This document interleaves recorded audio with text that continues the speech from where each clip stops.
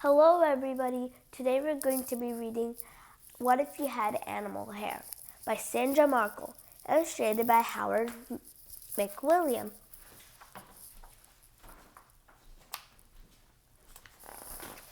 What if one day when you woke up the hair on your head wasn't yours?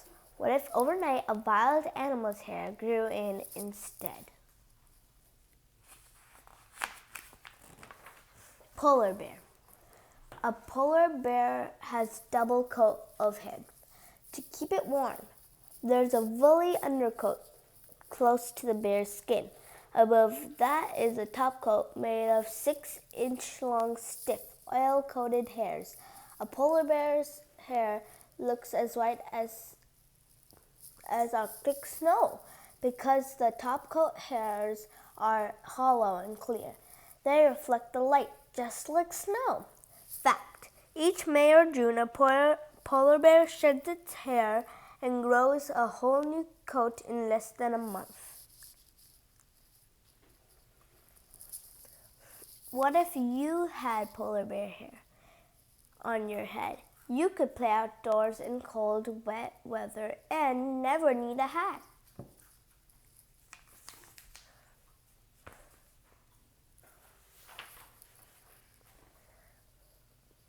Reindeer. A reindeer has a double coat too. It also has a lot of hair, as many as 5,000 outer hairs per square inch of skin. Each long, stiff outer hair has hollow core. These hairs trap air in addition to keep the reindeer warm. Its hair helps this heavy animal float in the water. If you had reindeer hair, swimming would be always easy, even in the roughest of waters.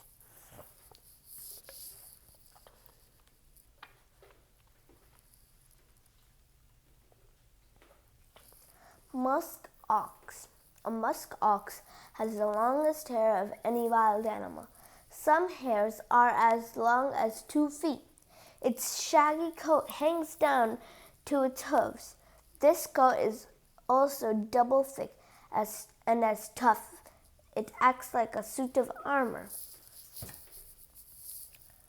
Fact: each spring a musk ox sheds its woolly undercoat, as much as 7 pounds of hair.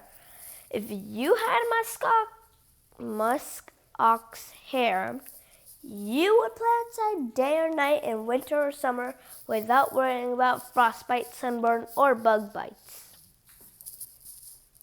That would be amazing.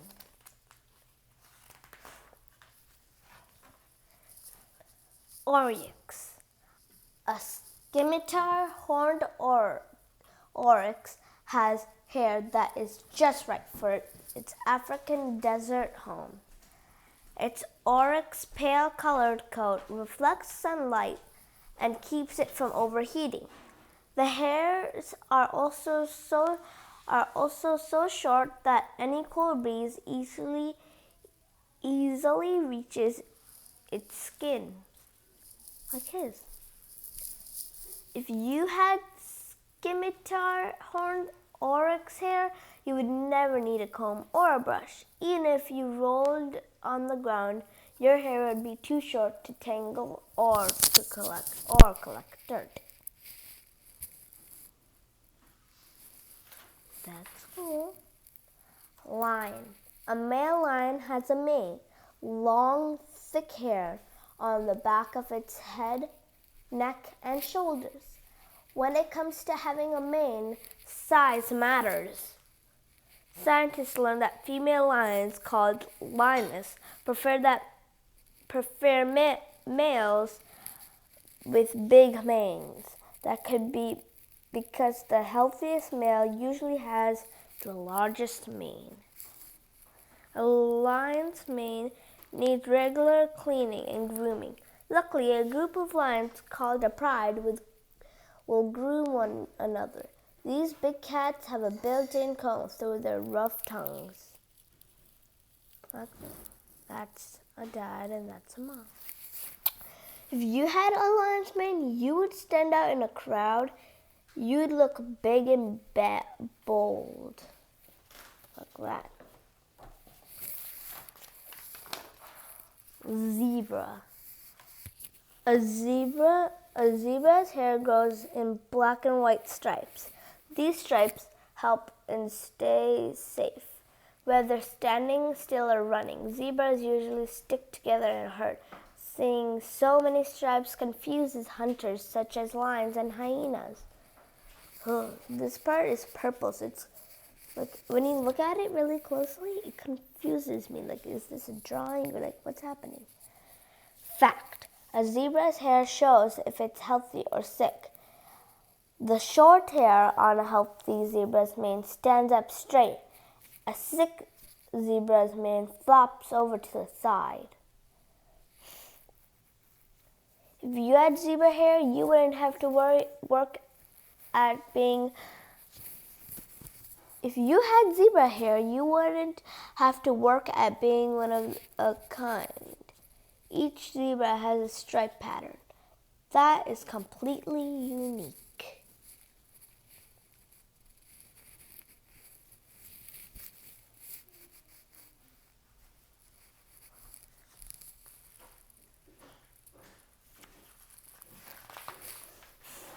Three-toed sloth. A three-toed sloth's hair often look green because little plants called algae grow all over it. Sloths live in damp rainforests and rarely move, making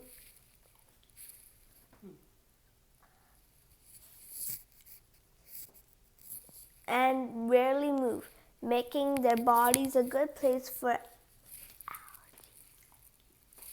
algae to live. However, having green hair isn't a bad thing. Green hair helps sloths blend into their homes in the tree tops and hide from predators such as jaguars and harpy eagles.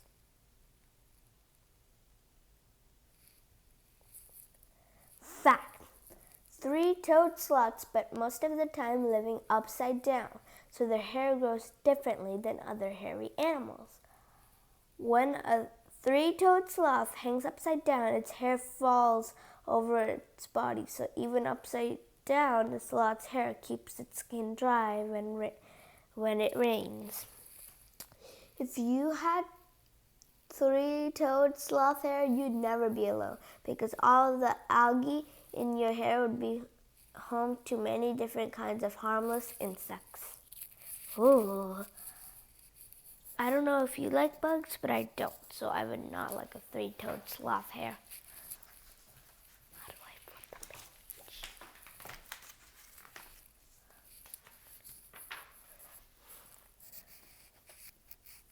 Arctic fox. An Arctic fox's hair is in snow white in winter. Each hair is also fat, helping making its coat thick and warm as the day grows longer and heat up. An Arctic fox sheds its wintertime hair and grows a new brown coat. Now each hair is skinny, helping make its coat thin and keeping the fox from overheating. Besides, staying comfortable, changing its coat keeps an Arctic fox perfectly colored to sneak up on prey, such as lemmings and voles. Fact: when getting ready for winter, Arctic fox also grow long hair between their toes and on the sole of their feet. Their furry feet help them run on ice without slipping. If you had Arctic fox hair, you would never get tired of your hair color because it would change with the season. That's true. Their color changes.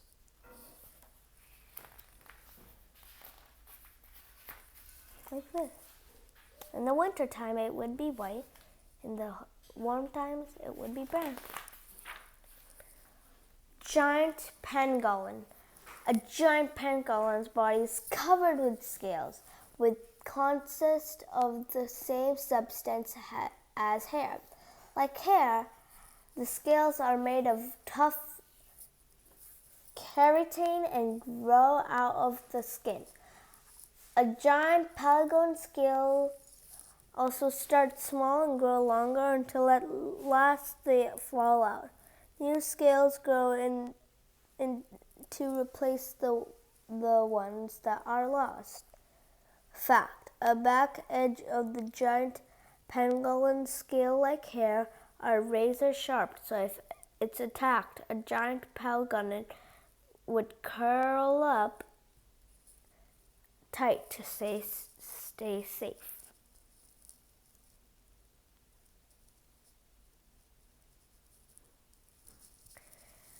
If you had a giant pangolin scales, you wouldn't need to put on a helmet to ride your bike.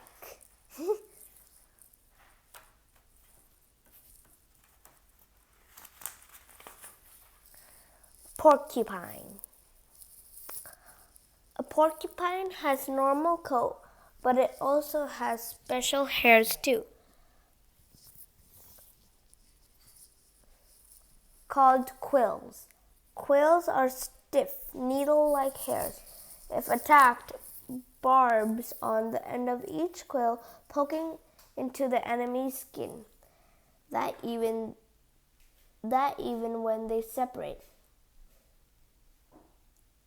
Then even when they separate, the porcupine's quills stay stuck into the enemy. A porcupine's skin gives off a fatty substance that coats each quill. This fatty substance contains a germ-killing chemical, so if a porcupine accidentally pokes itself, it won't get an infection. If you had a porcupine's quills, bullies would never bother you.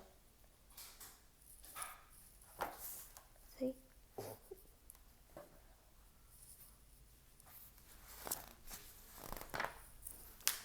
Star-nosed mole. A star-nosed mole's hair, unlike most animals' hair, can lie flat in any direction. Pushed forward, sideways, or straight back, its hair never sticks up. It will always lie flat against its body. This lets a star-nosed mole slip easily through its underground tunnels, whether it's forward or backing up. Fact: a star-nosed mole has comb-like claws to spread oil through its hair. That makes its coat waterproof. That's important since it lives in damp tunnels. If you had star-nosed mole hair, your hair wouldn't stay put whatever direction you comb it.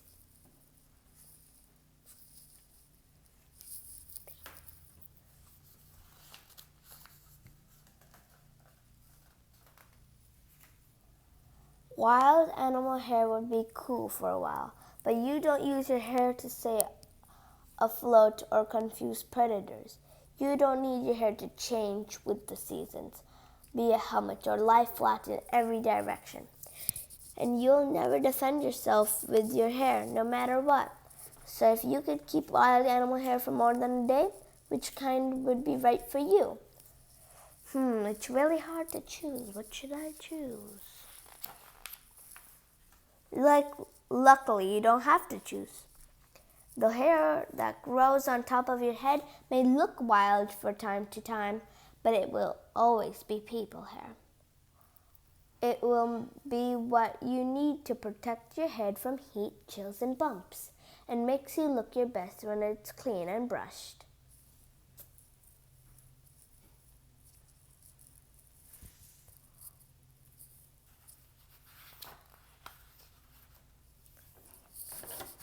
So that was the story, What If You Had Animal Hair, by Sandra Markle. I hope you liked it. If you did, make sure to share and subscribe, as well as click the bell button to see all our new videos. Bye everybody. Bye.